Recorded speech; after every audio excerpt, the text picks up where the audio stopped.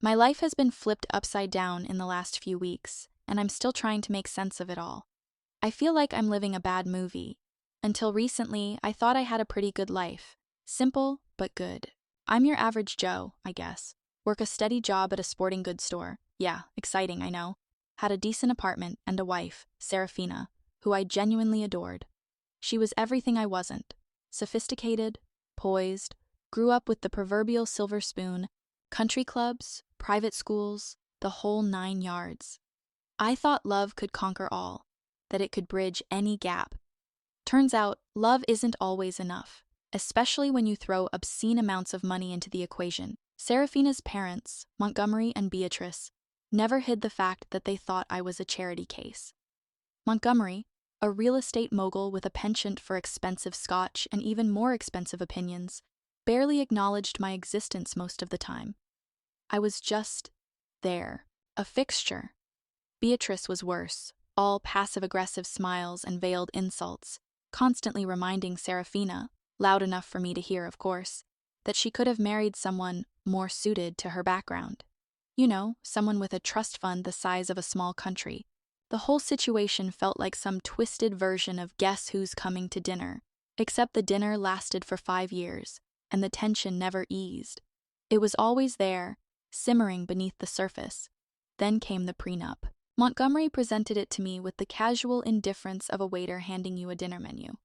Like it was just another formality, a box to tick off on the path to marital bliss. Serafina downplayed it, told me it was just a formality, something we'd never actually need. I hated the idea, felt like it was a sign that they already expected us to fail, but I trusted her. God, that was my biggest mistake. The wedding was a damn spectacle. White roses dripping from crystal chandeliers, a venue that probably cost more than my entire salary for the next decade. My parents, Clarence and Evelyn, sat in the corner, looking completely out of place among the silk ties and designer dresses. They smiled, though. They always smiled, even when I knew they could see the cracks forming, even when they knew something wasn't quite right. My mom squeezed my hand before the ceremony, a silent reassurance that she was there, that they were both there for me, no matter what. That's just the kind of people they are, salt of the earth. At first, marriage wasn't bad. I ignored the little things, the constant subtle digs from her parents, the way they were always helping us, but always with strings attached. They bought us a condo in a high-rise downtown, but it wasn't a gift, it was a leash.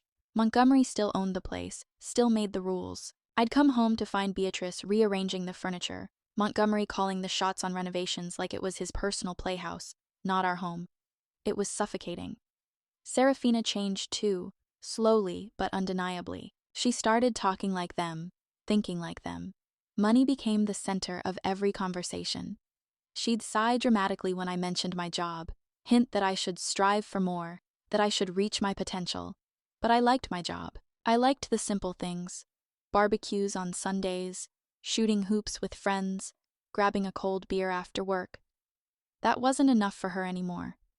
I tried to hold on, to be patient. I told myself she was just adjusting to married life, that things would eventually settle down.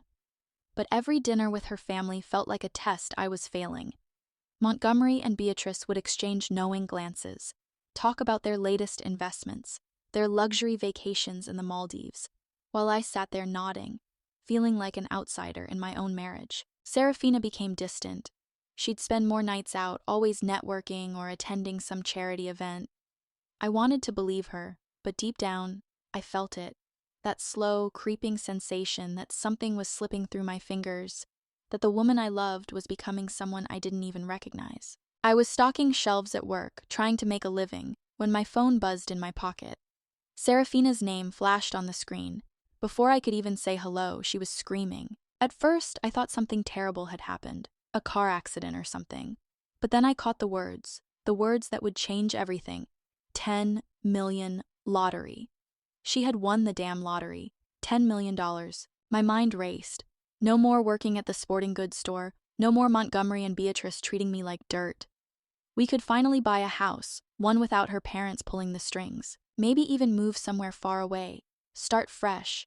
Build a life that was ours, not dictated by her family's expectations. For the first time in years, I felt like we had a future. a future that was bright and free. But that feeling didn't last long. Serafina started acting different almost immediately. She was suddenly too busy for our usual routines, long meetings, endless phone calls. I asked who she was talking to, but she just waved it off, saying she needed financial advice. Made sense, right? Except the people advising her weren't anyone I'd ever heard of, no one from our circle. Then she stopped mentioning the money altogether. I brought it up once, jokingly suggesting I quit my job, and she shut it down fast. Said I didn't need to worry about it. That's when the pit started forming in my stomach, that icy feeling of dread that something was terribly wrong. One night, I was in the bedroom getting ready for bed when I overheard her talking on the phone in the next room. Her voice was hushed, but I caught enough. She was talking about legal papers, about making sure everything was ironclad, about protecting what was hers. It hit me like a freight train. She was planning to leave me. I stood there frozen, my heart pounding in my chest. I wanted to confront her, demand answers, but I needed to be sure. So I waited, listened, tried to piece it all together to understand how things could have gone so wrong, so fast. The next day, she acted normal, too normal, like she was rehearsing a part, playing a role in a play I wasn't invited to watch. Then, 2 days later, I came home from work to find boxes stacked in the living room. My clothes, my books, my things packed up like I was a guest who had overstayed his welcome. Serafina stood there with her aunt. I didn't even know she had an aunt. Both of them were eerily calm, like they were dismantling a stage set. She didn't even look upset. She told me she was filing for divorce, just like that, like she was ordering takeout. I argued, I yelled, I pleaded. None of it mattered. She had already made up her mind. She told me to leave immediately. When I pushed back, she dropped the final bomb. This was her apartment, not ours. Her father had made the down payment, which meant I had no legal claim to it. She was right. I was losing everything in real time. Desperate, I stepped outside and called my dad. Clarence. My voice shook as I explained what was happening. There was a pause. Then his voice came through, steady and solid. Don't rush. Get a lawyer. This isn't over. I hung up, staring at the place I had called home. My life was crumbling, but something told me this fight was just beginning. I packed what little dignity I had left and moved back into my parents' house. It wasn't how I pictured my 30s, sleeping in my childhood bedroom, staring at posters of basketball players I hadn't thought about in a decade. Clarence didn't say much that first night. He just handed me a beer, sat beside me on the porch, and let me process everything in silence. He knew I needed to talk, but he also knew I needed space to collect my thoughts. He's always been good like that. The next morning, he made a call. By noon, I was sitting across from Marcus, my dad's old friend and one hell of a lawyer. He was older now, gray at the temples, but still sharp as ever. He flipped through my prenup, skimming it like he'd seen 1,000 just like it. Then he did something I didn't expect. He laughed. That was not the reaction I was expecting. Remember how I said my dad hooked me up with his lawyer friend Marcus? Well, I had my first real meeting with him yesterday, and let's just say things took an unexpected turn. Marcus slid the prenup back across the table, tapping one particular clause with his finger. He had a mischievous glint in his eyes. Read this again, son. So I did, slowly, carefully, and that's when I saw it. Turns out, Montgomery and Beatrice, in their arrogance and their overwhelming desire to protect their precious Serafina, had overlooked something big, something that could potentially turn this whole situation on its head. The contract stated that any financial gains made during the marriage, including lottery winnings, were considered marital assets. In other words, half of that $10 million belonged to me. I couldn't believe it. I felt like I'd been holding my breath for weeks, and I could finally exhale. For the first time in what felt like an eternity, I felt something other than anger and despair. I felt hope. Marcus explained that this clause was fairly standard in prenups, designed to protect both parties in the event of unforeseen financial windfalls. But Montgomery, so convinced that I was just after Serafina's money, had been too focused on keeping his daughter's premarital wealth safe. He completely missed the implications for any income earned during the marriage. They got greedy, Marcus said, a wry smile playing on his lips. They wanted to protect everything, and in doing so, they created a loophole big enough to drive a truck through.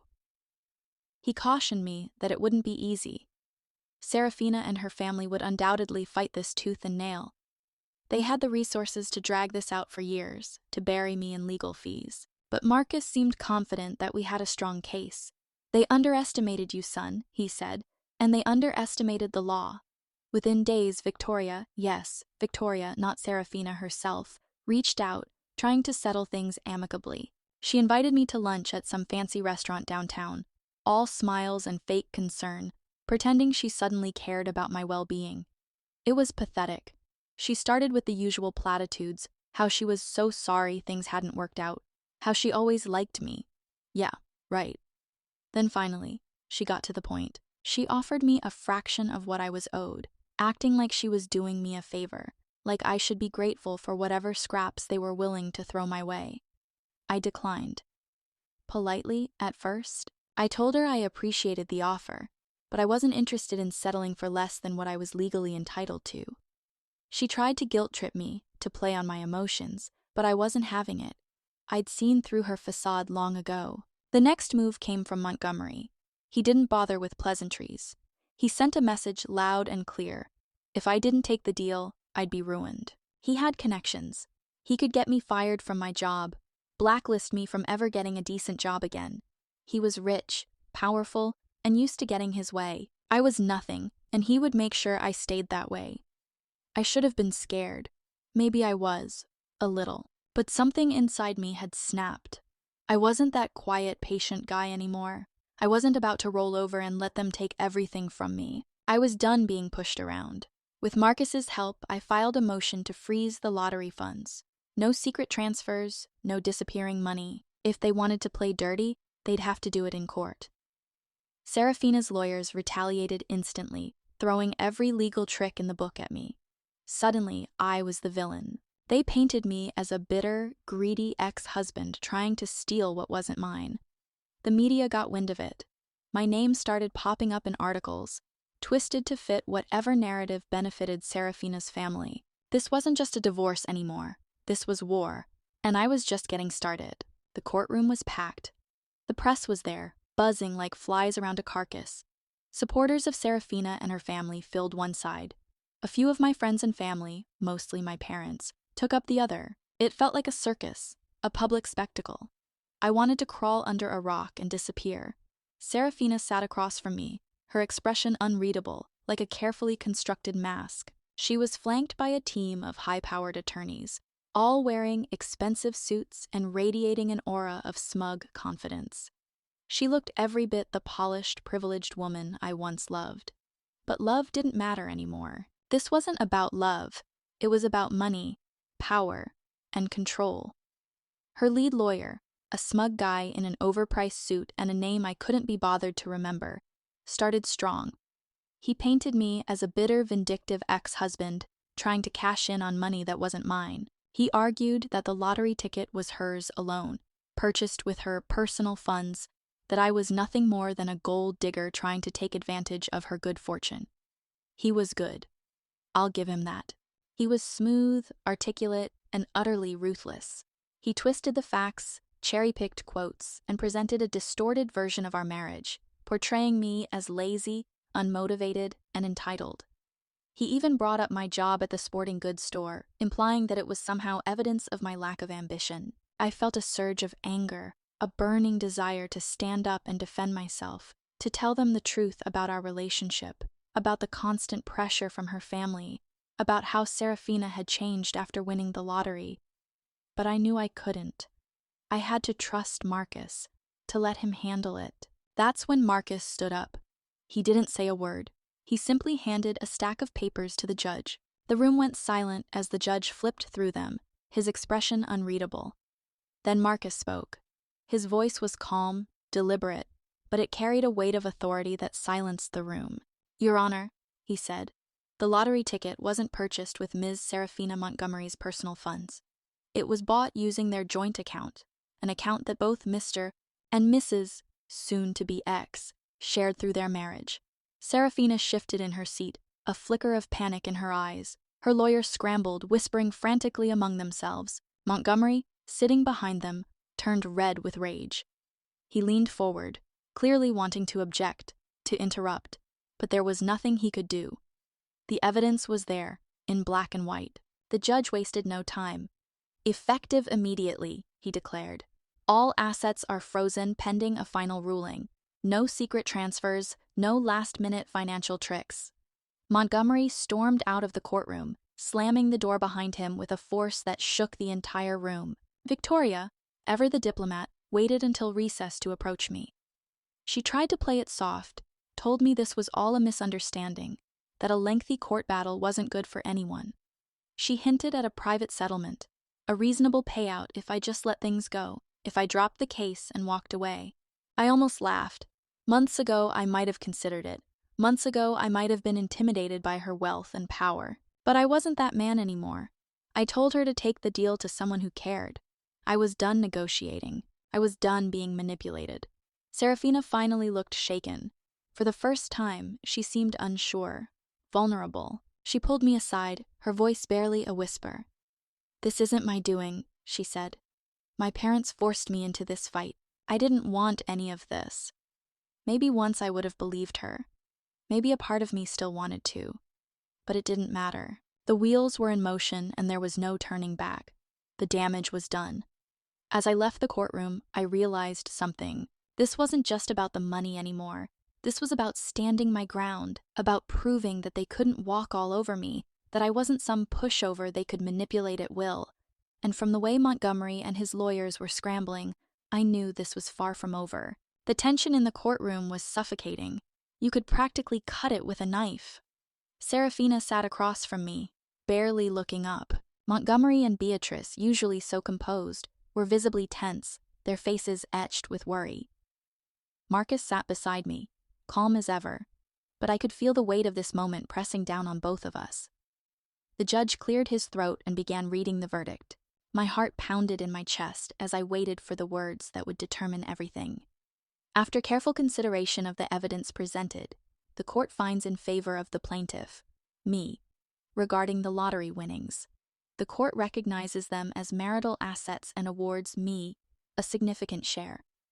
A collective gasp rippled through the courtroom. Montgomery let out an audible scoff, shaking his head in disbelief. Victoria clasped her hands in her lap, her knuckles white, her nails digging into her skin. Serafina. She just sat there, staring at the table, her face drained of any emotion. But it wasn't over. The judge continued. Furthermore, the court finds that Mr. Me contributed significantly to the upkeep and maintenance of the apartment during the marriage. Therefore, Ms. Montgomery is required to compensate him for his share. No more being pushed out with nothing. No more being treated like I was disposable. I exhaled, the tightness in my chest loosening for the first time in weeks. I glanced over at Marcus, who gave me a small, almost imperceptible nod. We had won. Serafina didn't argue, didn't fight. She just accepted it. Maybe she knew there was no way out. Or maybe she had finally realized that her parents had led her into this disaster, that their greed and arrogance had backfired spectacularly. Either way, she sat motionless as the judge finalized the divorce. The gavel hit the desk, and just like that, it was done. I stood up, feeling something I hadn't felt in a long time. Freedom. No more walking on eggshells. No more feeling like I was drowning in someone else's life. I walked out of that courtroom a free man, and damn, it felt good. Montgomery stormed out, barking something at his lawyers. Victoria followed, her face still a mask of forced grace. Serafina remained behind, still seated, still staring at the table. I should have felt bad for her. Maybe I did, in some small way. But mostly, I felt relief. Outside, the sun was shining, and for the first time in a long time, I could actually breathe. The check arrived a week after the final ruling. Holding it in my hands felt surreal. After everything I'd been through, I finally had the means to start over. No strings attached. First, I took care of my parents. They had stood by me when I had nothing, so I paid off their mortgage and set them up with enough savings to enjoy retirement without stress. Seeing the relief and happiness on their faces made it all worth it.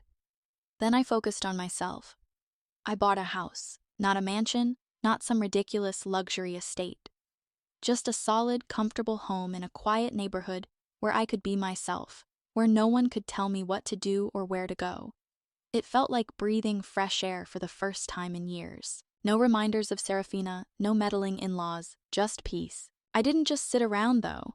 I found a job that I actually cared about, something I was passionate about, something on my own terms, not what others expected of me. It wasn't about money anymore. It was about control over my own life, about building something meaningful. Meanwhile, Serafina's name became a joke in her social circles. Word spread fast about how she and her family had tried to cut me out, how they had lost spectacularly. The same people who used to idolize her now whispered behind her back, snickering at her misfortune. The irony was almost poetic. The prenup that was supposed to protect her family had ended up being their biggest downfall. I never heard from Serafina again. Not a text, not a call. Her family disappeared from my world completely. Maybe they moved away, maybe they just didn't want to face the embarrassment. Either way, they were gone, and I was fine with that. More than fine. I walked away from that mess with more than just money. I walked away with knowledge, with experience, with a newfound sense of self-worth. I knew now how the world worked, how money could corrupt, how even the people closest to you could betray you. I wasn't that naive guy anymore who thought love alone was enough. I had learned how to protect myself, how to see people for who they really were. Justice isn't always guaranteed. Sometimes it's a long, hard fight. But sometimes, just sometimes, it finds its way. And when it does, you take it. You hold on tight, and you never look back.